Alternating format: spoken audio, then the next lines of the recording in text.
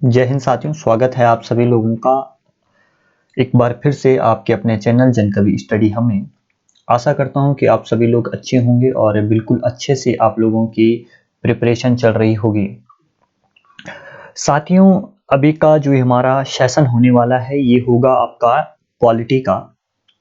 सभी लोग ध्यान रखना, अलग से आप लोग नोट्स बनाएंगे और जो पॉलिटी है हमारी, इस पॉलिटी को हम लोग बिल्कुल एक नए सिरे से एक नई शुरुआत करने जा रहे हैं। और पॉलिटी के अंदर मैं आप लोगों को बता दूं कि जो भी आप लोगों के पास सिलेबस दिया गया है, आपका यूके ट्रिपल एससी जो भी एग्ज़ाम कंडक्ट करवाता है उत्तराखंड के अंदर, उसी अकॉर्डिंग ही हमने पढ़ना है। और जो पॉलिटिकल साइंस में यूके ट्रिपल एससी द्वारा जो आप लोगों को टॉपिक दिए गए हैं, उसमें पहला भाग है राष्ट्रीय आंदोलन का। और राष्ट्रीय आंदोलन के अंदर इन्होंने बताया है कि ये आप लोगों से सबसे पहले पूछेंगे कि राष्ट्रीय जागृति के उदय के कारण क्या रहे।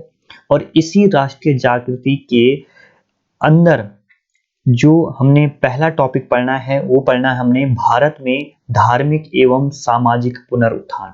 ठीक है, तो आप लोग देख पा रहे होंगे कि हमारा पहला टॉपिक क्या है, भारत में सामाजिक व धार्मिक सुधार पुनरुत्थान को हम यहाँ पर पढ़ने जा रहे हैं। और इसमें भी हम लोगों ने जिसके बारे में पढ़ना है सबसे पहले, वो पढ़ना है हमने राजा राम मोहन राय और ब्रह्म समाज के बारे में। तो आप लोग बढ़िया से आप लोग हेडिंग डाल दीजिएगा। हेडिंग क्या डालेंगे आप लोग? हेडिंग आप लोग लिखेंगे किसके बारे में हम पढ़ने वाले हैं। हम वो पढ़ने वाले हैं किसके बारे में? ब्रह्म समाज के बारे में। किसके बारे में पढ़ने वाले हैं? ब्रह्म समाज के बारे में यहाँ पर पढ़ने वाले हैं। जिस तरीके से मैं यहाँ पर लिखूंगा उसी तरीके से आप लोगों ने भी क्या करने हैं, अपने नोट्स बनाने हैं। ठीक है, तो ब्रह्म समाज के बारे में जो भी बातें महत्वपूर्ण है, जितनी भी चीजें मैं आप लोगों को यहाँ पर बताऊंगा, वो सभी आप लोगों ने हूबहू लिखनी है। सबसे पहले आपसे प्रश्न यही पूछा जाएगा कि बताइए भाई कि ब्रह्म समाज जो है इसकी स्थापना कब की जाती है। तो इसकी स्थापना कब होती है भाई? ब्रह्म समाज की स्थापना होती है 20 अगस्त। ठीक है, 20 अगस्त 1828। ठीक है, ये तिथि आप लोगों को ध्यान रखनी, अपने दिमाग में बिठा देनी है। अगर आपसे पूछा जाता है कि ब्रह्म समाज की स्थापना कब होती है, तो आप क्या कहेंगे कि ब्रह्म समाज जो है इसकी स्थापना 20 अगस्त 1828 को होती है। क्लियर है? अब आपसे अगला प्रश्न जो यहाँ से पूछा जाएगा वो पूछा जाएगा किससे संबंधित, कि इस बताइए भाई, आप लोगों ने स्थापना तो बता दी है, अब आप लोग इसके संस्थापक के बारे में बताइए कि इसका जो संस्थापक है वो कौन है। ठीक है, तो संस्थापक आप लोगों को ध्यान रखना है कि ब्रह्म समाज की स्थापना जिनके द्वारा की जाती है उनका नाम है राजा राम मोहन राय। क्या नाम है? राजा राम मोहन राय। राजा राम मोहन राय। अब देखिए, इन राजा राम मोहन राय के बारे में आप लोगों ने क्या क्या बातें ध्यान रखनी है। सारी बातें जो इनसे संबंधित आपके एग्जाम में पूछी जा सकती है, वो हर एक बात आप लोगों को इनके बारे में पता होनी चाहिए। तो सबसे पहले आपको पता होना चाहिए कि जो ये राजा राम मोहन राय है, इनका जन्म कब होता है। तो इनका जन्म आप लोगों को ध्यान रखना है 22 मई। कब होता है? ये फोटो भी लगा रखी है मैंने, 22 मई 1774। ठीक है, क्या लिखेंगे आप लोग? 22 मई 1774 को जन्म होता है राजा राम मोहन राय का। और जन्म स्थान अगर आपसे पूछा जाता है कि आपसे पूछा जाएगा कि बताओ भाई जन्म कहाँ पर हुआ, जन्म स्थान क्या है इनका, तो जन्म स्थान आप लोगों को ध्यान रखना है हुगली। और हुगली आप लोगों को पता है कहाँ पड़ता है? बंगाल में पड़ता है। क्लियर हो गई बात? अब देखिए, राजा राम मोहन राय से और बातें जो आप लोगों को पता होनी चाहिए।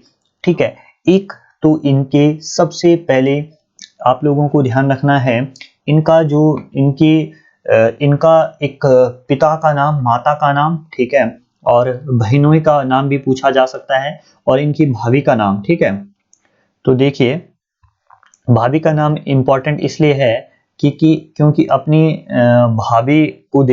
भाभी की व्यथा को देखकर ही, क्योंकि इनके भाई की मृत्यु हो गई थी, और इनके भाई की जब मृत्यु हो गई थी तो स्त्रियों की जो दशा थी, मतलब उस टाइम आपको पता होगा कि सती प्रथा होती थी। ठीक है, और सती प्रथा को अपने भाभी की जो भयवाय स्थिति थी उसको देखने के बाद इनके मन में आया कि इस तरीके से जो महिलाओं के साथ जो आदमी मर तो रहा है, ठीक है, जो मर गया वो तो बेचारा मर ही गया, लेकिन जिंदा उस आदमी के साथ इन औरतों को भी क्या किया जा रहा है, जलाया जा रहा है, इन्हें सती होना पड़ता है। तो इसके लिए इन्होंने क्या कही, मुहिम चलाई। इसलिए यहाँ पर भाभी का नाम भी बहुत मोस्ट हो जाता है। तो इनकी भाभी का नाम है अलका मंजरी, ठीक है। भाभी का नाम अगर वैसे पूछा नहीं जाएगा, लेकिन आपकी जानकारी के लिए मैं बता दूं, इनकी भाभी का नाम है अलका मंजरी। और इनके पिता का नाम अगर आपसे पूछा जाता है तो इनका नाम है रमाकांत राय, ठीक है। पिता का नाम क्या है, रमाकांत राय। आपको ध्यान रखना है, पिता का नाम अगर पूछा जाता है तो रमाकांत राय है। उसके अलावा माता का नाम अगर आपसे पूछा जाता है इनका, राजा राम मोहन राय का, तो तारिणी देवी, ठीक है। आप क्या लिखेंगे, तारिणी देवी इनकी माता का नाम था। क्लियर हो गई, इतनी बात आप लोगों को समझ में आ गई है, ऐसी मैं अपेक्षा करता हूं, ठीक है। और इनका जो अब भाभी का नाम बता दिया है तो बहुत सारे लोग नाराज हो जाएंगे, भैया का नाम बता दो, ठीक है। तो इनका जो बड़ा भाई था उसका नाम क्या था, उसका नाम था जगमोहन, ठीक है। क्या नाम था, जगमोहन इनके बड़े भाई का नाम था। और इसकी मृत्यु कब होती है, 1811 में होती है, ठीक है। तो ये इस शख्स का जो ये राजा राम मोहन राय है, ठीक है, तो इनके लालन पालन में इनका जो भाभी है उनका काफी बड़ा हाथ था, ठीक है। और काफी बड़ा हाथ था। तो एक माता पिता की मृत्यु इनकी जल्दी हो गई थी, ठीक है। तो इनकी भाभी ने इन्हें अपने बच्चे की तरह पाला था। और जब इनके भाई की मृत्यु हो जाती है 1811 में, तो इनकी भाभी को क्या होना पड़ता है, सती होना पड़ता है, जिससे ये काफी आहत हो जाते हैं, ठीक है। तो भाई स्टेप टू स्टेप वाइज आप लोग देखना अच्छे से, ठीक है। ये पीडीएफ फॉर्म में भी मैं आप लोगों को ये दे दूंगा, ठीक है। और आप लोगों को बिल्कुल अच्छे से आपको इसके नोट्स बनाने भाई, ठीक है, नोट्स बनाने आप लोगों को इसके। और आपको अच्छी मेहनत करनी है, ठीक है, क्योंकि अब आप लोग देख रहे हैं कंपटीशन काफी हाई हो रहा है और आपको निरंतर अपने आप में निखार लाना होगा, ठीक है। तो आप लोगों को क्या क्या बात पता चली अभी तक कि ब्रह्म समाज की स्थापना 20 अगस्त 1828 को राजा राम मोहन राय के द्वारा की जाती है, ठीक है। इनका जन्म स्थान हुगली बंगाल के अंदर है। जन्म इनका 22 मई 1774 को होता है। भाभी का नाम इनका अलका मंजरी था। बड़े भाई का नाम इनका जगमोहन था, जिनकी मृत्यु 1811 में हो जाती है। पिता का नाम रमाकांत राय और माता का नाम तारिणी देवी, ठीक है। तो इतनी बात आप लोगों को ध्यान रखनी है। अब देखिए कुछ प्रश्न आप लोगों से पूछे जाते हैं कि इन्होंने एक सभा का गठन किया था, जिस सभा का नाम है आत्मीय सभा, ठीक है। तो कौन सी सभा आप लोग लिखेंगे, आप लिखेंगे आत्मीय सभा। आपसे अगर एग्जाम में पूछा जाता है कि आत्मीय सभा का गठन किसके द्वारा किया गया, तो आत्मीय सभा का गठन भी राजा राम मोहन राय के द्वारा किया जाता है। और कब किया जाता है ये आप लोगों को ध्यान रखना है, 1814 में। कब किया जाता है, 1814 में इनके द्वारा आत्मीय सभा का गठन किया जाता है। क्लियर हो गई, इतनी बात आप लोगों को समझ में आ गई है, ऐसी मैं अपेक्षाएं करता हूं, ठीक है। उसके अलावा इन्होंने जो इनका पहली बुक थी, जो यहाँ आप ये कह सकते हैं कि जो इनका पहला ग्रंथ था, ठीक है। आपसे पूछा जाएगा कि इनका पहला ग्रंथ, ठीक है, इनका पहला ग्रंथ क्या था। थोड़ा रुकिए, लाइट चली गई है, चलिए। पहला ग्रंथ जो था उसका नाम था तोहफत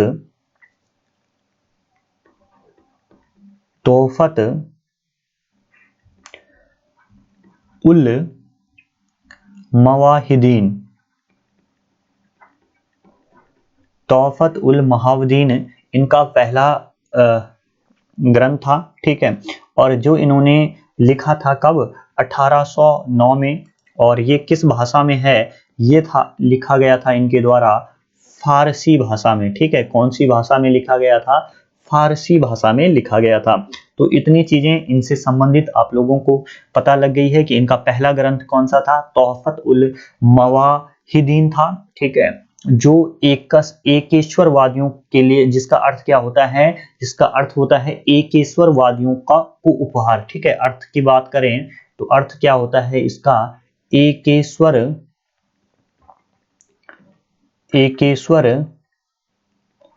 वादियों को उपहार। क्लियर है? इतना हैंडराइटिंग नहीं बन पाती इसमें, लेकिन आप लोगों को इतना जरूर दिख रहा होगा, ठीक है, कि आप लोग समझ पाए, ठीक है, समझ पाए, इतने साफ आप लोगों को जरूर अक्षर दिखाई दे रहे होंगे और आप लोग नोट डाउन भी इन चीजों को कर रहे होंगे। काफी बढ़िया कंटेंट है, अलग अलग बुकों से इसे इकट्ठा किया गया है, ठीक है। उसके अलावा आप लोगों को ध्यान रखना है, एक और बुक है इनके द्वारा जो कब लिखी गई, 1820 में लिखी जाती है, और बुक का नाम क्या है, 1820 में लिखी जाती है, प्रीसेप्ट ऑफ जीसस। कौन सी बुक लिखी जाती है इनके द्वारा? प्रीसेप्ट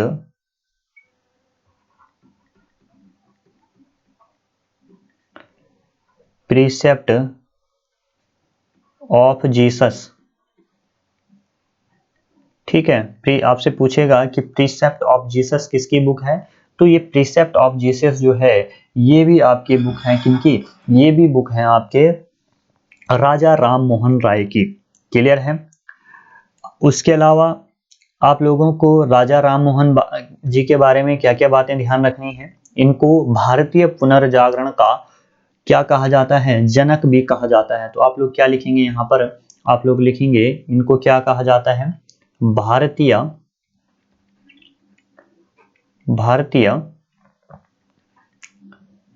पुनर्जागरण का जनक। आपसे कई बार एग्जाम में प्रश्न बन सकता है कि भारतीय पुनर्जागरण का जनक किसे कहा गया है, तो भारतीय पुनर्जागरण का जनक आपका किसे कहा जाता है? आपका कहा जाता है राजा मोहन राय को, ठीक है। उसके अलावा आपको ध्यान रखना है कि राजा राम मोहन के प्रयासों से ही, ठीक है, 1829 की बात आप लोगों को ध्यान रखना है। यहाँ पे मैं लिख देता हूं कब की बात है, 1829 की बात है। और इन्हीं की, जो ये राजा राम मोहन राय है, इन्हीं के प्रयासों से सती प्रथा पर, ठीक है, सती प्रथा पर रोक लगाई गई थी, ठीक है, रोक लगाई गई थी किसके द्वारा? विलियम बेंटिंक के द्वारा, ठीक है। कब लगाई गई थी? 1829 में। तो विलियम बेंटिंक के द्वारा सती प्रथा पर रोक किसके प्रयासों के द्वारा लगाई जाती है? तो विलियम बेंटिंक के जो राजा राम मोहन राय है, उन्हीं के प्रयासों से 1829 में विलियम बेंटिंक के द्वारा सती प्रथा पर रोक लगा दी जाती है। क्लियर है? और ये प्रश्न आप लोगों के लिए काफी महत्वपूर्ण है। उसके अलावा आप लोगों को ध्यान रखना है हिंदू कॉलेज, ठीक है, हिंदू कॉलेज की स्थापना क्या है? हिंदू कॉलेज आपसे पूछेगा कि हिंदू कॉलेज की स्थापना किसके द्वारा की गई, तो हिंदू कॉलेज की स्थापना भी आपके राजा राम मोहन के द्वारा की जाती है। और इसमें ये किसकी सहायता लेते हैं? तो इसमें ये सहायता लेते हैं आपके डेविड हेयर की, ठीक है। तो आपको ध्यान रखना कि डेविड हेयर की मदद से ये हिंदू कॉलेज की भी स्थापना करते हैं। और उसके अलावा आप लोगों को ध्यान रखना वेदांत कॉलेज, ठीक है। आपसे पूछेगा कि वेदांत कॉलेज जो है इसकी स्थापना कब की जाती है इनके द्वारा, तो कलकत्ता में, ठीक है, ध्यान रखना कलकत्ता में 1825 में, ठीक है, 1825 में इनके द्वारा वेदांत कॉलेज की स्थापना की जाती है। तो जितने भी ये फैक्ट मैंने बताए हैं इनका हम लोग फिर से क्या कर लेते हैं, एक बार रिवीजन कर लेते हैं, क्विक रिवीजन कर लेते हैं, फिर हम लोग आगे की स्लाइड में बढ़ेंगे, आगे की बातें देखेंगे। अब देखिए भाई, सबसे पहले मैंने आप लोगों को बताया कि हम लोग क्या पढ़ रहे हैं, पॉलिटी को पढ़ रहे हैं। और पॉलिटी कौन सी? जो यूके ट्रिपल एससी के द्वारा अपने सिलेबस में इंक्लूड जो टॉपिक किए गए हैं उनका हम अध्ययन कर रहे हैं। और पहला टॉपिक हम आज उसका पढ़ रहे हैं। और उस टॉपिक के उसी सिलेबस के अंदर जो पॉलिटी के अंदर है, पहला टॉपिक है हमारा भारत में सामाजिक और धार्मिक सुधार पुनरुत्थान। सबसे पहले हम पढ़ने जा रहे हैं ब्रह्म समाज और राजा राम मोहन राय के बारे में। तो ब्रह्म समाज के बारे में पहला फैक्ट तो यही हो गया कि स्थापना इसकी 20 अगस्त 1828 को होती है। 20 अगस्त 1828 को इसकी स्थापना होती है। और स्थापना करने वाले जो संस्थापक है, जो शख्स हैं, उनका नाम है राजा राम मोहन राय। और राजा राम मोहन राय को ही भारतीय पुनर्जागरण का जनक कहा जाता है। उसके अलावा आप लोगों को ध्यान रखना है कि जो ये राजा राम मोहन राय है, इनका जन्म स्थान हुगली है, और हुगली आपको पता है बंगाल में पड़ता है। जन्म इनका 22 मई 1774 को होता है। भाभी का नाम इनका अलका मंजरी है। बड़ा भाई इनका जगमोहन था। 1811 में इनकी मृत्यु हो जाती है, और जब इनके भाई की मृत्यु हो जाती तो इनकी भाभी को सती होना पड़ता था, और इनका पालन पोषण जो है इनकी भाभी ने किया गया था, क्योंकि इनके पिता रमाकांत राय और माता तारिणी देवी का निधन काफी जल्दी हो गया था। तो अपनी भाभी से इनका काफी इमोशनल अटैचमेंट था, जिसके कारण ये काफी दुखी हो जाते हैं, ठीक है। और ये एक दृढ़ संकल्प लेते हैं अपने मन में कि मैं क्या करूंगा, इस सती प्रथा को रोक कर ही रहूंगा, ठीक है। तो सती प्रथा के लिए ये लगातार ऐतिहासिक आंदोलन चलाते हैं, और फाइनली 1829 में विलियम बेंटिंग इनकी मदद से सती प्रथा का जो कानून है उसे लाने में कामयाब हो जाती है, ठीक है। उसके अलावा इनके द्वारा आपको ध्यान रखना है कि आत्मीय सभा की भी स्थापना की जाती है। आत्मीय सभा की स्थापना इनके द्वारा 1814 में की जाती है। उसके अलावा आपसे पूछा जा सकता है इनका पहला ग्रंथ कौन था, तो तोहफत उल मवाहिदीन, जो एक जिसका अर्थ होता है एकेश्वरवादियों को उपहार, ठीक है। ये उनके द्वारा 1809 में लिखा जाता है, जो कि होता है फारसी भाषा में। क्लियर हो गई बात। 1820 में इनके द्वारा एक बुक लिखी जाती है जिसका नाम था प्रिसेप्ट ऑफ जीसस। उसके अलावा हिंदू कॉलेज की स्थापना इनके द्वारा की जाती है, जिसमें इनकी मदद डेविड हेयर करते हैं, और वेदांत कॉलेज की जो स्थापना है ये 1825 में कलकत्ता के अंदर करते हैं। तो मैं समझता हूं कि जितनी बातें ये अभी तक मैंने आपको लिख लिख कर यहाँ पर बताई हैं, और आप लोग अभी इसी तरीके से लिखेंगे अपनी कॉपी में, ऐसी मैं आप लोगों से अपेक्षाएं करता हूँ, ठीक है। और बिल्कुल बिल्कुल अच्छे से आप लोग क्या करेंगे, नोट्स बनाएंगे भाई, ठीक है। टाइम लगेगा लेकिन कोई बात नहीं, नोट्स आप लोगों के क्या बनने चाहिए, बहुत अच्छे बनने चाहिए भाई। हाँ, चलिए अब देखिए, अब आगे की स्लाइड में हम चलते हैं, ठीक है। अब आप लोग यहां पर देखेंगे कुछ और बातें हैं जो हमें पता होनी चाहिए इनसे संबंधित। वो क्या क्या बातें हैं, देखिए। इन्होंने एक बात आप लोगों को ध्यान रखना है कि आपसे पूछा जाता है कि मूर्ति पूजा का विरोध किस समाज ने किया था। तो आपको ध्यान रखना है, जो मूर्ति पूजा होती है, मूर्ति पूजा, ठीक है। तो मूर्ति पूजा का इनके द्वारा क्या किया गया था, विरोध किया गया था, ठीक है। और विरोध किसने किया था, तो आपको ध्यान रखना है ब्रह्म समाज के लोगों ने, ठीक है। तो आपसे पूछा जाएगा कि मूर्ति पूजा का विरोध किस समाज के द्वारा किया गया, तो मूर्ति पूजा का विरोध किया जाता है ब्रह्म समाज के द्वारा, ठीक है।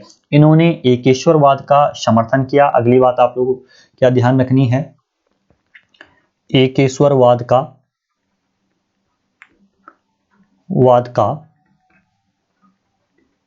इनके द्वारा समर्थन दिया जाता है, ठीक है, कि एक ईश्वर है। उसके अलावा और ब्रह्म समाज ने, ठीक है, ये लोगों से अपील की कि सभी धर्मों को, ठीक है, जितने भी धर्म हैं सभी धर्मों को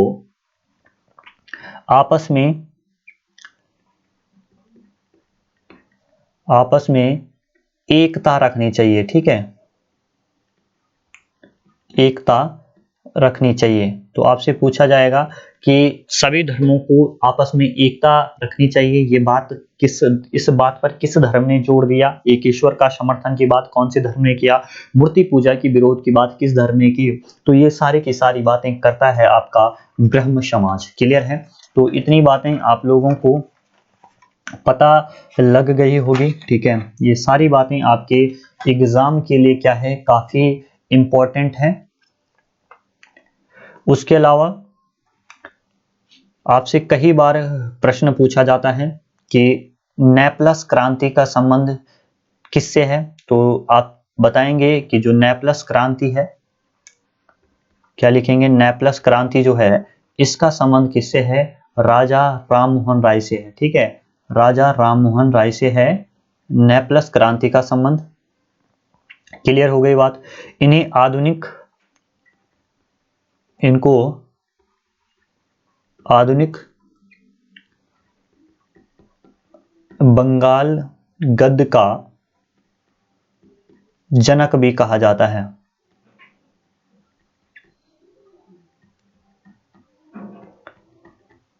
क्लियर हो गई बात? ठीक है, आपसे पूछेगा कि आधुनिक बंगाल गद्य का जनक किसे कहा जाता है, तो आप कहेंगे राजा राम मोहन राय को। ठीक है, एकेश्वरवाद का समर्थन, आपका मूर्ति पूजा का विरोध, ब्रह्म समाज के द्वारा सभी धर्मों को आपस में एकता रखनी चाहिए, किसने कहा? ये कहा आपके ब्रह्म समाज के लोगों ने। नेपल्स क्रांति जो है, इसका संबंध किससे है? राजा राम मोहन राय से है। क्लियर है? अब देखिए, अब हम यहाँ पर इनकी देखने वाले हैं प्रमुख कुछ पत्रिकाएं हैं। ठीक है, तो प्रमुख पत्रिकाएं हम लोग देखेंगे इनकी।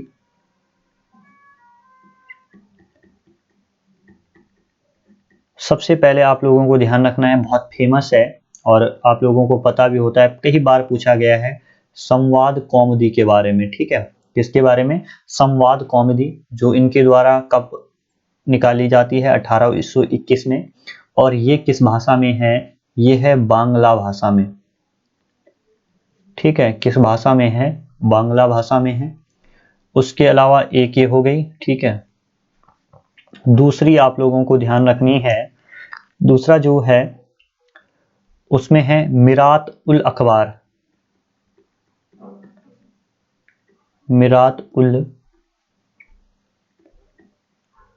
अखबार जो है, इसको ये निकालते हैं 1822 में, और इसकी जो भाषा है वो है फारसी भाषा। कौन सी भाषा है? इसे ये किस भाषा में छपाते हैं? फारसी भाषा में छपाते हैं। उसके अलावा जो तीसरी है वो है ब्रह्मनिकल, और ब्रह्मनिकल जो है ये इनकी आती है आपका 1822 में, और इसकी जो भाषा है वो है अंग्रेजी भाषा। कौन सी भाषा है? अंग्रेजी भाषा है। ठीक है, पीडीएफ भी मिल जाएगा भाई आप लोगों को इसका। पर पीडीएफ मिलने का मतलब ये नहीं कि आप लोग बिल्कुल लापरवाही करें, और यहाँ पर मेरे साथ साथ आप लोगों के लिए अच्छा रहेगा कि आप लोग इन चीज़ों को लिखें। ठीक है, आप लोग जितना अच्छे से आप लोग अपने नोट्स बनाओगे, उतना आप लोगों के लिए क्या रहेगा? फायदेमंद रहेगी चीज़ें। ठीक है, ब्रह्मनिकल जो है 1822 में आती है, और जो किस भाषा में है? अंग्रेजी भाषा में है। आपसे पूछा जाता है कि किस पत्रिका के अंदर जो राजा राम मोहन राय है उनके द्वारा सती प्रथा का विरोध किया गया था, तो वो है संवाद कौमुदी। तो यहाँ पर लिख लोगे, इसी में क्या किया गया था इनके द्वारा? सती प्रथा का विरोध। ठीक है, लीजिए, तो बिल्कुल अच्छे से इसी तरीके से आपको क्या करना है, जिस तरीके से यहाँ पर चीजें आप लोगों को एक फ्लो चार्ट के माध्यम से बताई जा रही है, बिल्कुल सीक्वेंस से बताई जा रही है, उसी तरीके से आप लोगों ने चीजें करनी है। उसके अलावा आपको इनके प्रमुख संस्थान जो इनके द्वारा इस्टेब्लिश किए गए, उनके बारे में पता होना चाहिए। अब देखिए, प्रमुख संस्थान कौन कौन से थे। प्रमुख संस्थान में आप लोग देखेंगे तो प्रमुख संस्थान में आप लोग ध्यान रखेगा कि सबसे पहले तो आप लोगों को ध्यान रखना है आत्मीय सभा। कौन सी सभा? आत्मीय सभा। और इसका आपको पता है कि इसका जो ये निर्माण करते हैं वो कब करते हैं? 1814 में। आत्मीय सभा हो गई। दूसरा आप लोगों को ध्यान रखना है वेदांत सोसाइटी। अब जो ये वेदांत सोसाइटी है, इसकी ये स्थापना कब करते हैं? 18 कहीं पर 1815 लिखा रहता है, कहीं पर 1816 लिखा रहता है, तो उसमें आप लोग ज्यादा कंफ्यूज मत होना। ठीक है, वेदांत सोसाइटी 1816। और उसके अलावा हिंदू कॉलेज, वेदांत सोसाइटी अलग है और कॉलेज अलग आएगा। ठीक है, तो हिंदू कॉलेज का आप लोगों को ध्यान रखना है 1817। और अंतिम जो आप लोगों को ध्यान रखना है वो है वेदांत कॉलेज।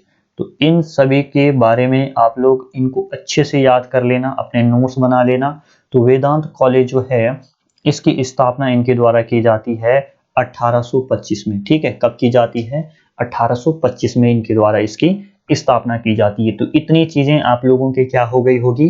क्लियर हो गई होगी। ऐसी मैं क्या करता हूं? अपेक्षा करता हूं। क्लियर है? अब देखिए, इनके संबंध में एक बार जितनी बातें मैंने आप लोगों को बताई, क्या फिर से हम इसका एक ओवरव्यू ले लें? ठीक है, तो ले लेते हैं इसका ओवरव्यू कि मूर्ति पूजा का विरोध ब्रह्म समाज के द्वारा किया जाता है। ब्रह्म समाज के लोग एकेश्वरवाद का समर्थन करते थे और ये सभी धर्मों से अपील करते थे कि वो आपस में क्या बना के रखिए, एकता बनाकर रखिए। नेपल्स क्रांति, अगर आपसे पूछा जाता है कि नेपल्स क्रांति जो है इसका संबंध किससे है, तो राजा राम मोहन राय से नेपल्स क्रांति का संबंध है। आधुनिक बंगाल गद्य का जनक भी कहा जाता है राजा राम मोहन राय को। इनके द्वारा कुछ प्रमुख पत्रिकाएं निकाली जाती है, जैसे आपकी संवाद कौमुदी आपकी निकाली जाती है इनके द्वारा 1821 में। ठीक है, 1821 आप लोगों को ध्यान रखना है, बांग्ला भाषा में है और इसमें ये सती प्रथा का क्या करते हैं, विरोध करते हैं।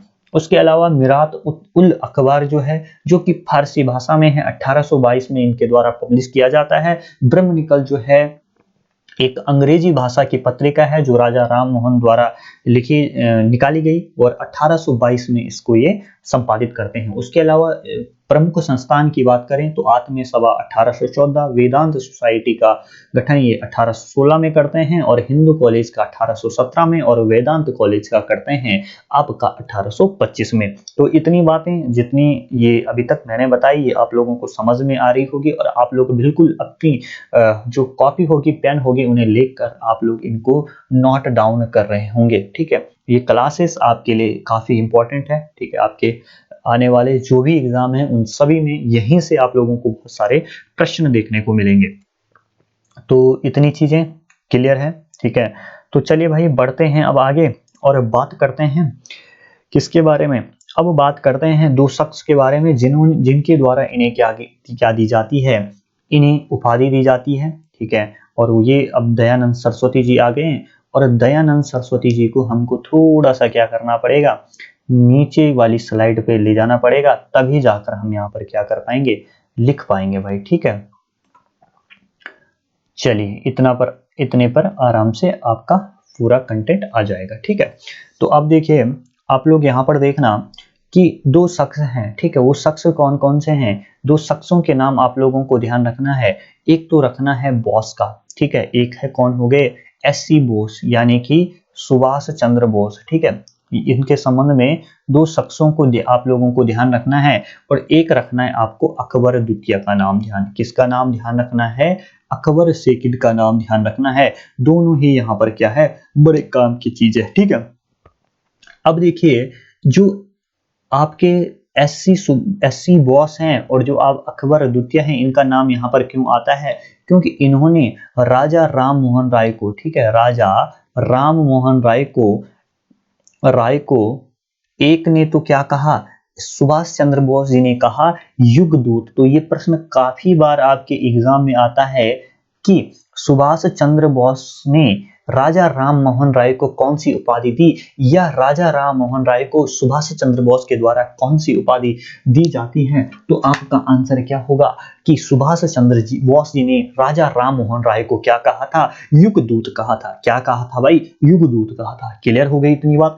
चलिए दूसरी बात, अब बात आती है अकबर द्वितीय ने राजा राम मोहन राय को क्या कहा था, तो अकबर द्वितीय ने राजा राम मोहन राय को कहा था, ठीक है, क्या दिया था, जो ये आप राजा राम मोहन राय तो इनका नाम था, लेकिन इनके सामने जो राजा लगा रहता है, ये उपाधि किसने दी, ये दी आपके अकबर सेकंड ने।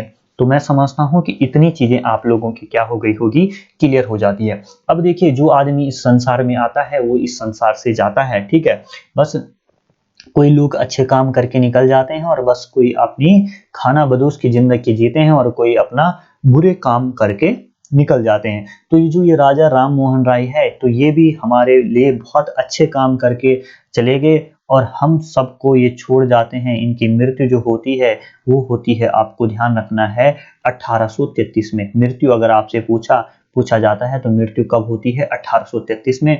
और ब्रिस्टल एक शहर है, ब्रिस्टल, और ये ब्रिस्टल कहाँ पड़ता है, ये पड़ता है आपका इंग्लैंड में। ठीक है, और इंग्लैंड में इनकी क्या हो जाती है, मृत्यु हो जाती है भाई 1833 में। क्लियर है, इतनी बातें आप लोगों को समझ में आ गई है, ऐसी मैं क्या करता हूं आपसे अपेक्षा करता हूं भाई। ठीक है, अब आप लोग देखना, अब आप लोग ध्यान देना कि उसके बाद उसके बाद जब इनकी मृत्यु हो जाती है, तो अब जब मृत्यु होगी तो ब्रह्म समाज का नया उत्तराधिकारी तो होगा, ठीक है।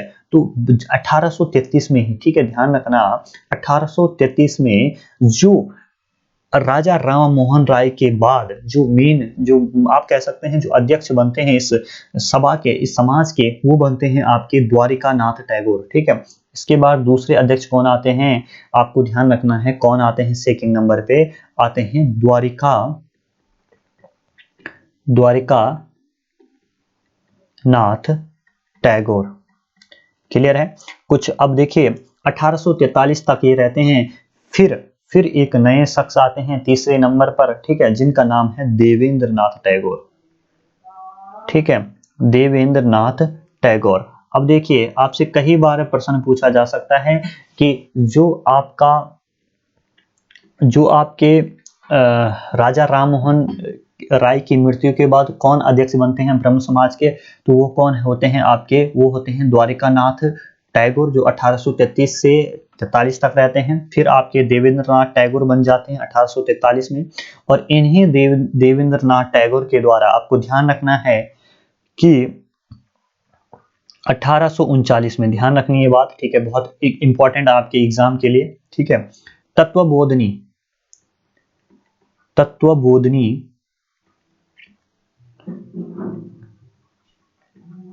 तत्वबोधिनी सभा की क्या करते हैं, स्थापना करते हैं, ठीक है। आपसे कहीं ये प्रश्न बन सकता है कि तत्वबोधिनी सभा की स्थापना किसके द्वारा की जाती है, तो वो की जाती है आपके देवेंद्र नाथ टैगोर के द्वारा। किसके द्वारा की जाती है, देवेंद्र नाथ टैगोर के द्वारा की जाती है।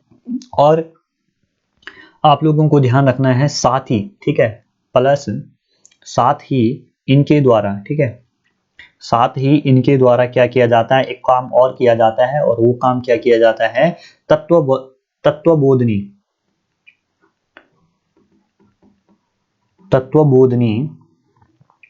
पत्रिका जो है, तत्वबोधिनी पत्रिका का भी इनके द्वारा क्या किया जाता है, संपादन किया जाता है। तो मैं समझता हूं कि इतनी चीजें आप लोगों को क्लियर हो गई होगी। 1833 में मृत्यु हो जाती है ब्रिस्टल में, जो आपका इंग्लैंड में पड़ता है, किसकी, राजा राम मोहन राय की, ठीक है। राजा राम मोहन राय को अकबर द्वितीय के द्वारा राजा की उपाधि दी जाती है, और जो आपके सुभाष चंद्र बोस जी हैं उनके द्वारा युगदूत की उपाधि दी जाती है। उसके अलावा आपको ध्यान रखना है कि द्वारिका नाथ टैगोर जो है 1833 से 1843 तक इसके हेड रहते हैं ब्रह्म समाज के। उसके बाद देवेंद्र नाथ टैगोर इस सभा के हेड बन जाते हैं। 1839 में तत्वबोधिनी सभा की स्थापना करते हैं, और साथ ही तत्वबोधिनी पत्रिका का भी ये संपादन करते हैं। तो इतनी चीजें, ठीक है। जीएस आप लोगों को बिल्कुल हलवा लगेगा अगर आप लोग प्रॉपर क्या बनाएंगे, नोट्स बनाएंगे भाई, ठीक है।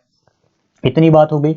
अब देखिए, अब जो कहानी में ट्विस्ट आता है, ठीक है, तो अब देखो सीधा आना है आप लोगों ने 1865 में, कहानी के माध्यम से देखेंगे। 1865 में आप लोग आए। अब देखिए 1865 में एक भयंकर घटना होती है, और भयंकर घटना क्या होती है वो आप लोग ध्यान देना। जो ये आपके टैगोर साहब है, ठीक है, देवेंद्र नाथ टैगोर है, और दूसरे साहब हैं आपके, एक हैं केशव चंद्र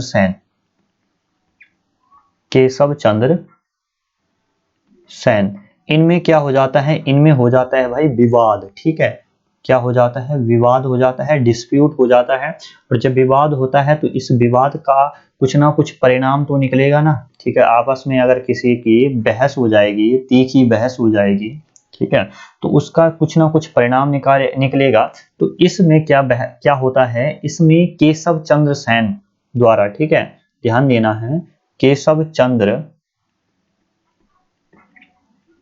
चंद्र सेन द्वारा आदि ब्रह्म समाज की स्थापना की जाती है। आदि ब्रह्म समाज की स्थापना।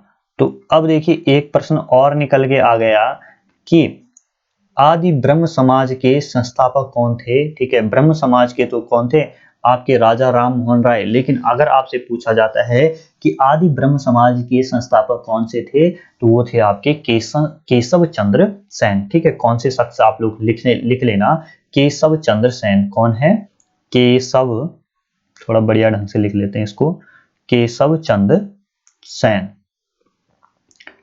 केशव चंद्र सेन। तो इससे आप लोग क्या कर लेंगे, डिब्बे में इस तरीके से पैक कर लेंगे, ठीक है। और नोट से तभी आप लोगों को समझ में आएंगे जब आप लोग क्या कर लेंगे, क्लासेस देख लेंगे, ठीक है। तो केशव चंद्र सेन आप लोगों को ध्यान रखना। और फाइनली धीरे धीरे जो ये ब्रह्म समाज है, ठीक है, तो ये ब्रह्म समाज जो आपके जो आपके ये देवेंद्र नाथ टैगोर हैं, ठीक है, तो इन्होंने जिस चीज को लेकर विवाद किया था, केशव चंद्र सेन की जो नाबालिग लड़कियां हैं उनका विवाह नहीं नहीं होना चाहिए, ठीक है।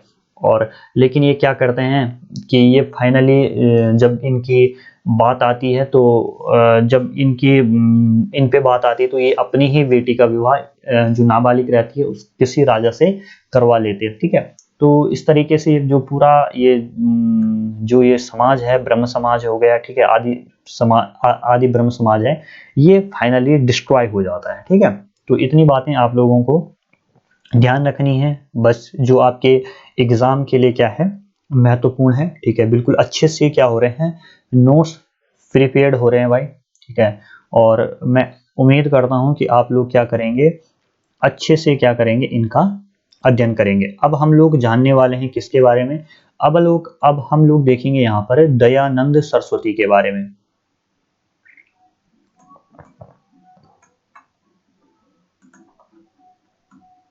स्वामी विवेकानंद जी को थोड़ा सा हम क्या कर लेते हैं,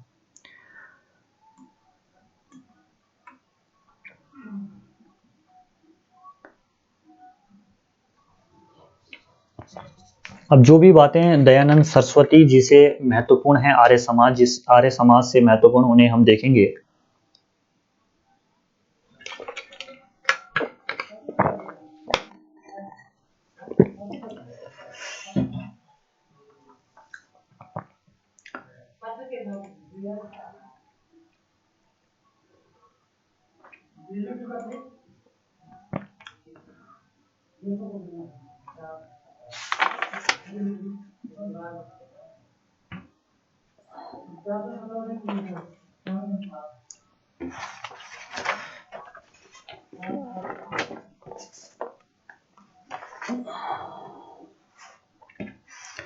तो चलिए भाई,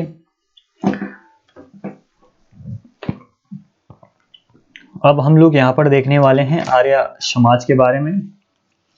तो सबसे पहले आप लोग हेडिंग डाल दीजिएगा,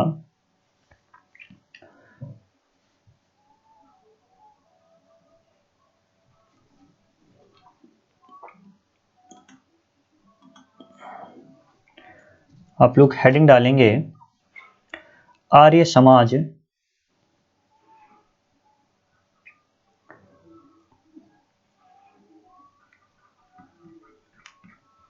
आर्य समाज, ठीक है। तो आर्य समाज का आप लोगों को पता है कि आर्य समाज के जो संस्थापक हैं वो कौन है, वो आपके दयानंद सरस्वती जी हैं, ठीक है। तो सबसे हमने किसके बारे में जानना है, दयानंद सरस्वती के बारे में जानना है। किसके बारे में जानना है भाई, दयानंद सरस्वती के बारे में जानना है। तो देखिए एक एक बात हम इनके बारे में जानेंगे। सबसे पहली बात तो इनके जन्म से संबंधित है, ठीक है। तो आपसे पूछा जाएगा कि बताओ भाई इनका जो जन्म है वो कब होता है। तो जन्म इनका हुआ था 1824 में, ठीक है। कब होता है जन्म, 1824 में इनका जन्म होता है। और एक जगह पड़ती है गुजरात में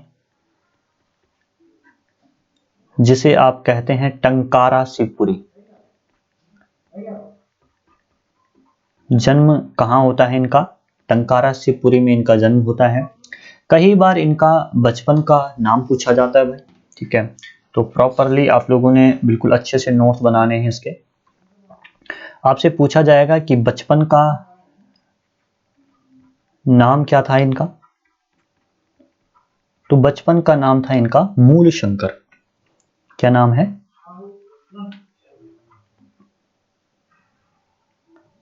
बचपन का नाम क्या था, मूल शंकर था, ठीक है।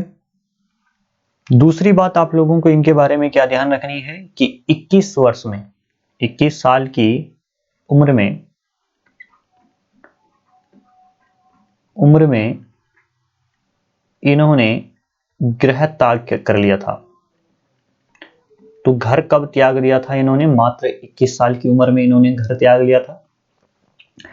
उसके अलावा अब एक बात आती है, आप लोग सोच रहे होंगे कि ये दयानंद सरस्वती इनका नाम है, आप मूलशंकर कह रहे हैं, तो भाई बचपन का नाम मूलशंकर था, अब ये दयानंद सरस्वती जो नाम दिया इनको, तो ये इनके एक गुरु हुए जिनके पास ये सबसे पहले गए, जिनका नाम था महर्षि पूर्णानंद। महर्षि पूर्णानंद, ठीक है। महर्षि पूर्णानंद ने इनको क्या नाम दिया? दयानंद सरस्वती नाम दिया। उसके बाद आप लोगों को ध्यान रखना है, आपको ध्यान रखना है इनको वेदों का ज्ञान जो दिया गया, वो दिया गया आपका महर्षि बिरजानंद के द्वारा। महर्षि बिरजानंद के बारे में, तो दोनों चीजें अलग अलग है। आपसे प्रश्न की प्रकृति क्या रहती है, अगर आपसे पूछा जाता है कि जो दयानंद सरस्वती है वो किसने नाम दिया, तो आपको ध्यान रखना महर्षि पूर्णानंद। अगर आप लोगों से पूछा जाता है कि जो आपके दयानंद सरस्वती हैं इन्हें वेदों का जो ज्ञान, जो नॉलेज है, वो किसके द्वारा दिया गया, तो आपका आंसर होगा महर्षि बिरजानंद। क्लियर है? उसके अलावा इनका एक काफी प्रसिद्ध नारा है, जो नारा इनके द्वारा दिया गया, तो ध्यान रखना ये नारा कई बार आप लोगों से पूछा जाता है। तो इनका प्रसिद्ध नारा है वेदों की और लौटो। वेदों की और लौटो। तो आपसे पूछा जाएगा कि ये नारा किसके द्वारा दिया गया, तो ये नारा दिया गया आपका दयानंद सरस्वती के द्वारा, ठीक है। इनके द्वारा ही हिंदी भाषा का, ठीक है, ध्यान रखना, हिंदी भाषा का इनके द्वारा भरसक समर्थन किया गया। हिंदी भाषा का समर्थन इनके द्वारा किया जाता है, और ये वही पहले व्यक्ति थे जिन्होंने हिंदी भाषा को राजभाषा, ठीक है, हिंदी को राजभाषा बनाने की बात कही, ठीक है। आपसे पूछा जाएगा कि हिंदी को राजभाषा बनाने का जो पहली बार बात करते हैं वो कौन है, वो है आपके दयानंद सरस्वती। क्लियर हो गई बात? उनके अलावा इनके द्वारा कुछ 4 अवधारणाएं दी गई। वो 4 अवधारणाएं कौन कौन सी है? 4 अवधारणाएं इनके द्वारा दी जाती है, और वो अवधारणाएं हैं, एक स्वराज, दूसरा स्वधर्म, तीसरा स्वभाषा, और चौथा स्वदेशी, ठीक है। तो 4 ये अवधारणाएं इनके द्वारा दी जाती है। उसके अलावा इन्होंने सैनिक हिंदूवाद पर जोर दिया।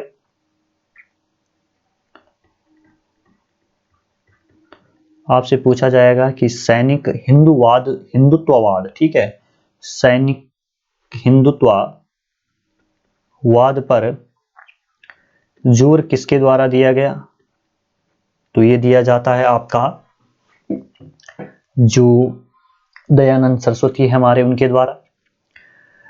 उसके अलावा आप लोगों को इनके बारे में ध्यान रखना है कि इन्हें पुनरुत्थानवादी आंदोलन,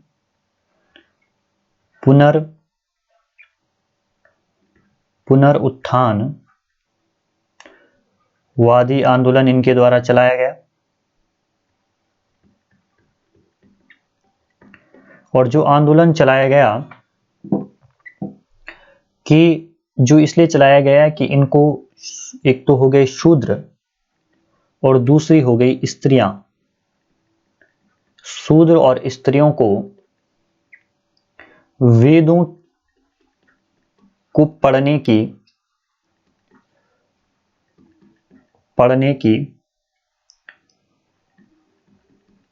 अनुमति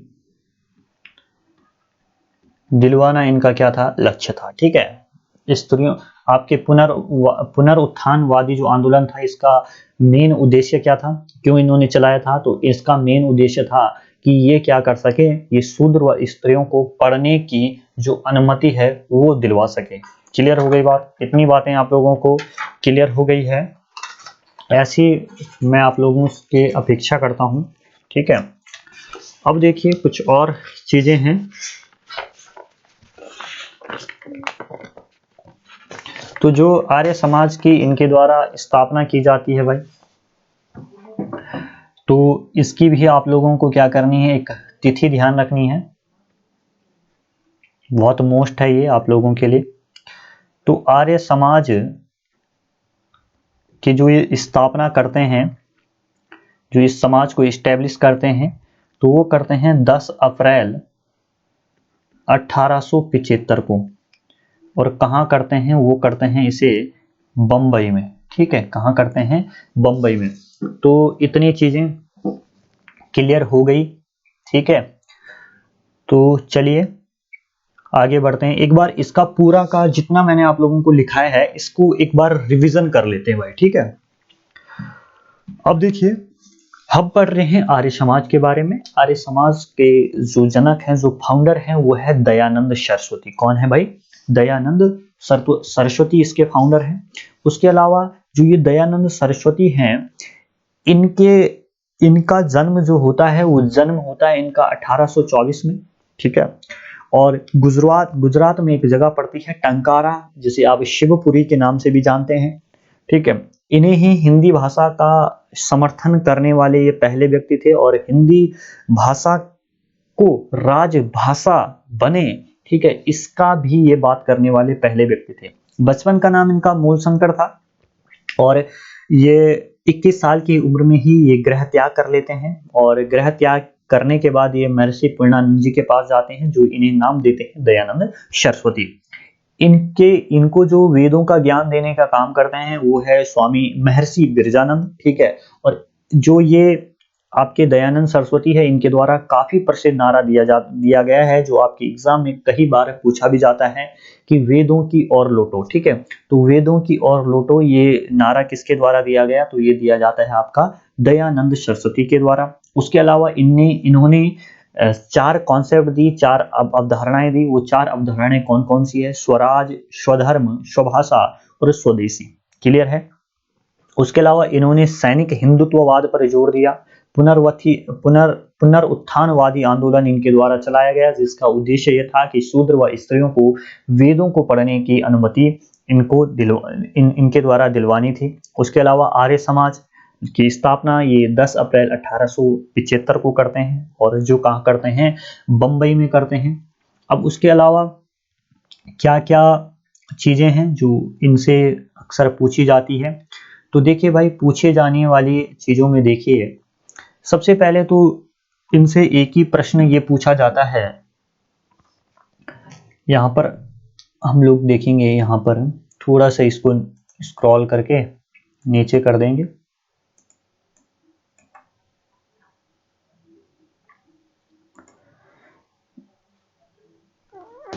रुकिए थोड़ा सा,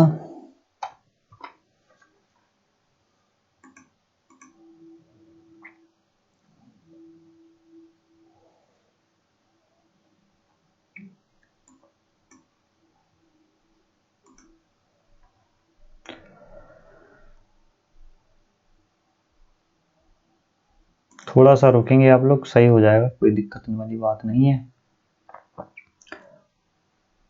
स्वामी विवेकानंद जी के बारे में हम कल की क्लास में देखेंगे। आज हम सिर्फ जो हमारे कौन से हैं, जो एक तो दयानंद सरस्वती, और दूसरे हमारे जो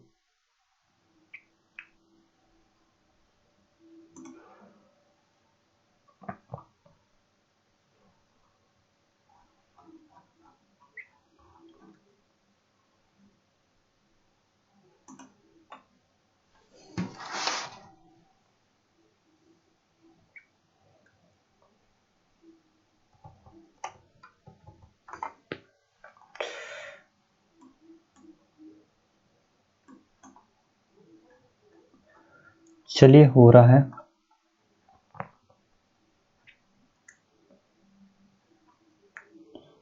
चलिए,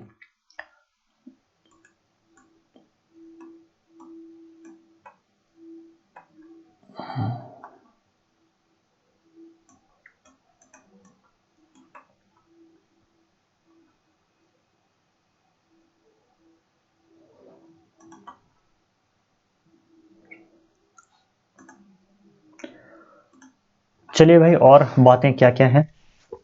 एक प्रश्न बहुत महत्वपूर्ण हो जाता है यहाँ पर, ठीक है। और वो प्रश्न क्या है कि जो आपके ये दयानंद सरस्वती है, ठीक है, कौन है ये दयानंद सरस्वती जो हैं,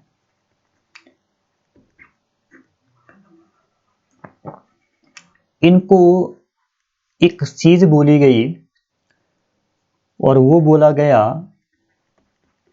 भारतीय अशांति का जनक। तो ये प्रश्न जो है आपके एग्जाम में पूछा जाता है बहुत बार कि वो कौन से शख्स थे जिन्होंने दयानंद सरस्वती को, ठीक है, क्या है, दयानंद सरस्वती को भारतीय अशांति का जनक कहा। तो ये कहा किसने? ये कहा आपका वैलेंटाइन सैरोल ने।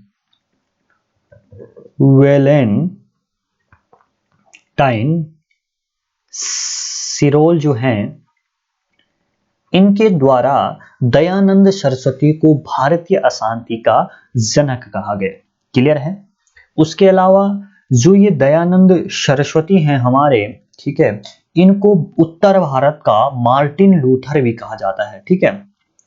उत्तर भारत का, आपसे पूछा जाए प्रश्न कि उत्तर भारत का मार्टिन लूथर किसे कहा जाता है, तो ये कहा जाता आपका किसे?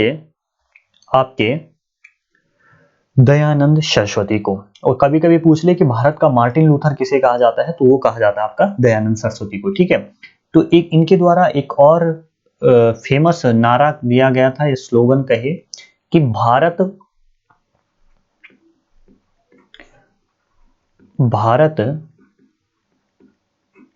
भारतीयों के लिए है, ठीक है। तो आपसे पूछा जाए कि ये चीज किसने कही की थी कि भारत भारतीयों के लिए है, तो ये भी आपका कहा गया था किसके द्वारा? दयानंद सरस्वती के द्वारा, ठीक है। अब इनकी कुछ बुक्स हैं जो आप लोगों को ध्यान रखनी है। उससे पहले आप लोग देखिए, इनके द्वारा गौरक्षणी सभा की स्थापना भी कब की गई, और जो कब की गई वो की गई 1882 में। क्लियर है? इनके द्वारा ही शुद्धि आंदोलन भी चलाया गया, ठीक है। आपसे पूछा जाए कि शुद्धि आंदोलन किसके द्वारा चलाया गया, तो शुद्धि आंदोलन भी चलाया गया भाई आपके दयानंद सरस्वती के द्वारा। क्लियर है? इतनी बात हो गई। अब मैं आप लोगों को कुछ इनकी बुक्स बता रहा हूं, ठीक है, और जो आपके एग्जाम के लिए क्या है, काफी महत्वपूर्ण है। एक एक बुक आप लोगों, एक एक किताब आप लोगों को लिखनी है। सबसे पहली है सत्यार्थ प्रकाश। सत्यार्थ प्रकाश जो कब आई? 1874 में आती है। और किस भाषा में है? हिंदी में, ठीक है। उसके अलावा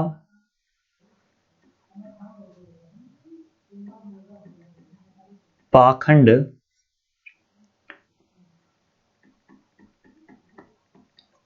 खंडनी।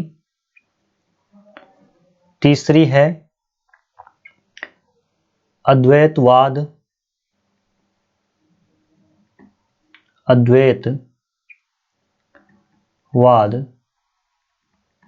मत का खंडन। चौथी है आपका वल्लभाचार्य के मत का खंडन।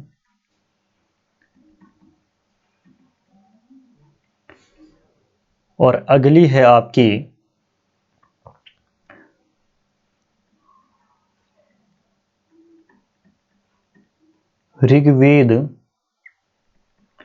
ऋग्वेदादि भाष्य भूमिका, ऋग्वेदादि भाष्य भूमिका, और अगली है आपकी वेद भाष्य। क्लियर है? ये सारी पुस्तकें हैं। अब देखिए सेम सी बात है, जो मैंने बताया था कि जो इस दुनिया में आता है वो जाता भी है, तो ये चीज़ दयानंद सरस्वती के साथ भी हो जाती है। लेकिन बहुत ही दुर्भाग्य रहा हमारा कि ये जल्दी चले गए, अगर और रहते तो और चीज़ें होती हमारे देश के लिए। तो होता क्या है, इनकी मृत्यु का जो कारण है वो क्या रहता है, ये गए थे जोधपुर। कहाँ गए थे? जोधपुर गए थे। और जोधपुर के जो उस टाइम पे राजा थे उनका नाम था जसवंत सिंह। ठीक है, कौन है? जसवंत सिंह। अब ये जसवंत सिंह जो है, इनका अफेयर चल रहा था एक वेश्या से जिसका नाम था नन्ही। क्या नाम था? नन्ही जिसका नाम था। और इस जसवंत सिंह पर उसका काफी प्रभाव था। ठीक है, इस नन्ही का क्या था, इसके ऊपर काफी प्रभाव था। जैसा ये बोलती थी वैसे ये करता था। ठीक है, अब ध्यान देना, अब जो ये चीज जो है, ये जो सारी चीज है, ये दयानंद सरस्वती को पता थी। और दयानंद सरस्वती को ये चीज अच्छी नहीं लगती है, मतलब गलत लगता है कि एक राजा कैसे इस हनी ट्रैप में पड़ सकता है। तो ये अच्छी नहीं लगती है। और किसको? दयानंद सरस्वती को। तो दयानंद सरस्वती क्या करते हैं, दयानंद सरस्वती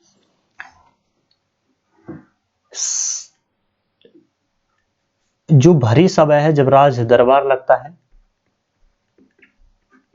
राज दरबार में वेश्यावृत्ति के दोष बताते हैं। वेश्यावृत्ति के दोष बताने लग जाते हैं। और इस बात से, जब वेश्यावृत्ति के वो दोष बताते हैं, तो इस बात से क्या हो जाती है, जो ये आपकी नन्ही परी है, यानी कि जो नन्ही है, नन्ही क्या हो गई, नाराज हो जाती है। ठीक है, नन्ही नाराज हो जाती है। और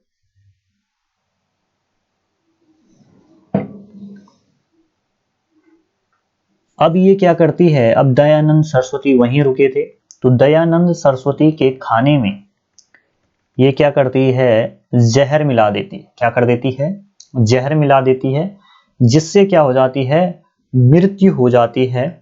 और मृत्यु किस दिन होती है, ध्यान रखना आप, मृत्यु का जो दिन था वो भी कौन सा दिन था, वो था दीपावली। दीपावली के दिन दयानंद सरस्वती की मृत्यु हो जाती है। और कौन सा दिन था उस दिन? 30 अक्टूबर, ध्यान रखना, 30 अक्टूबर 1883 को। ठीक है, 23 अक्टूबर 1883 को हम क्या कर देते हैं, हम दयानंद सरस्वती को खो देते हैं। क्लियर है? अब देखिए, उस दयानंद सरस्वती से जुड़ी दो चार बातें और हैं जो आपके एग्जाम के लिए क्या है, महत्वपूर्ण है। पहली बात तो यह है जो आपको ध्यान रखनी है, यहां पर लिख दे रहा हूं मैं, कि दयानंद एंग्लो वैदिक कॉलेज, जिसको आज आप डीएवी के नाम से भी जानते हैं, कॉलेज की स्थापना 1886 में होती है। कब होती है? 1886 में होती है। और कौन करते हैं? वो करते हैं लाला हंसराज। तो इस प्रश्न के आने की क्या है, काफी संभावनाएं रहती है। ठीक है, कि आप बताइए दयानंद एंग्लो वैदिक कॉलेज की स्थापना कब होती है? 1886 में होती है। और कौन करते हैं? लाला हंसराज जी करते हैं। क्लियर हो गई बात इतनी। उसके अलावा आप लोगों को ध्यान रखना है, एक और प्रश्न है जो पूछा जाता है, जो आपके उत्तराखंड में भी पूछा जाता है कि कांगड़ी गुरुकुल कांगड़ी विश्वविद्यालय ये कहाँ है? ये सबसे पहली बात तो ये हरिद्वार में है भाई, और इसके जो स्थापना होती है वो होती है 4 मार्च 1902 को। और संस्थापक कौन है इसके? संस्थापक हैं आपके स्वामी सरदानंद। ठीक है, स्वामी सरदानंद इसके क्या है? संस्थापक है। तो ये सारी बातें थी जो हमने आज की क्लास में जानी, हमने पढ़ा आपके किसके बारे में। एक तो हमने अभी तक पढ़ा दयानंद सरस्वती के बारे में, और उससे पहले हमने पढ़ा राजा राममोहन राय के बारे में। तो जो दो शख्सियत हैं, जो महत्वपूर्ण दो शख्सियत हैं, उनके बारे में हम लोग कुछ चीजें देख चुके हैं। तो देखिए, अब देखिए द्वारिका, जो ये आपके दयानंद सरस्वती है, इनको भारतीय अशांति का जनक किसके द्वारा कहा गया? वैलेंटाइन सिरोल के द्वारा। उत्तर भारत का इन्हें मार्टिन लूथर भी कहा जाता है। शुद्धि आंदोलन इनके द्वारा चलाया गया। गोरक्षणीय सभा का इनके द्वारा 1882 में क्या की जाती है? स्थापना की जाती है। इनके द्वारा ही भारत भारतीयों के लिए है, ये नारा दिया जाता है। दयानंद एंग्लो वैदिक कॉलेज की स्थापना 1886 में, माफ कीजिएगा 1886 में लाला हंसराज के द्वारा की जाती है। उसके अलावा आप लोगों को ध्यान रखना है, इनकी जो प्रसिद्ध बुक है सत्यार्थ प्रकाश, जो कि हिंदी में है, 1874 में आती है। पाखंड खंडनी है, अद्वैतवाद मत का खंडन, वल्लभाचार्य की मत का खंडन, ऋग्वेदिक भाष्य भूमिका। उसके अलावा वेद भाष्य इनकी क्या है? प्रमुख पुस्तकें हैं। गुरुकुल कांगड़ी विश्वविद्यालय हरिद्वार में 4 मार्च 1902 को, जिसके संस्थापक हैं स्वामी सरदानंद, उनके द्वारा स्टैब्लिश किया जाता है। अब बात करते हैं इनकी मृत्यु की। मृत्यु ये एक बार जोधपुर के राजा जसवंत सिंह के यहाँ गए थे, और जसवंत सिंह का जो अफेयर था वो एक वैश्य से चलता था जिसका नाम नन्ही था। और ये जो नन्ही थी, इसका पूरी तरीके से जो एक प्रभाव था, इफेक्ट था, वो जसवंत सिंह के ऊपर था। जो बात खल जाती है दयानंद सरस्वती को, जो बिल्कुल उन्हें अच्छी नहीं लगती है, कि उन्हें ये लगता है कि कैसे एक राजा एक वैश्य के कठपुतली बनकर अपने सारे निर्णय लेता है। तो इसके सारे जो वैश्यवृत्ति के जो दोष हैं वो राज दरबार में भरी सभा में दयानंद सरस्वती कहते हैं, जिससे नाराज हो जाती है आपकी ननी, और ये क्या कर देती है? खाने में जहर, और कहा जाता है कहीं कहीं पर लिखा है कि कांच मिला देती है, जिससे दीपावली के दिन 30 अक्टूबर 1883 को मृत्यु हो जाती है। किसकी मृत्यु हो जाती है? दयानंद सरस्वती को। तो आज के इस क्लास में हमने राजा राममोहन राय के बारे में पढ़ा, और दूसरा दयानंद सरस्वती के बारे में पढ़ा। कल की जो हमारी क्लास होगी उसमें हम स्वामी विवेकानंद के बारे में पढ़ेंगे। क्लियर है? तो चलिए, आप लोग अच्छे से इसके नोट्स बनाना, यही मैं आप लोगों से उम्मीद करता हूं, और ज्यादा से ज्यादा लोगों तक शेयर करना, और चैनल को आप लोग सब्सक्राइब करना मत भूलना भाई। ठीक है?